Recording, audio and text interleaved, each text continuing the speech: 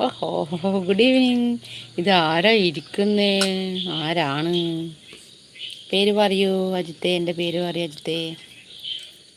എൻ്റെ പേര് പറയൂ അജിത്തെ.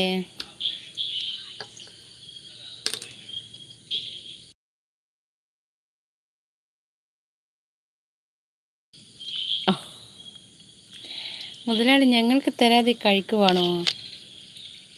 അല്ല, അതിലേ ഓളൊരു എന്തോ സ്പെഷ്യലാക്കിയിട്ട് എനിക്ക് ടേസ്റ്റൊക്കെ കൊണ്ടു തന്നു. മോള്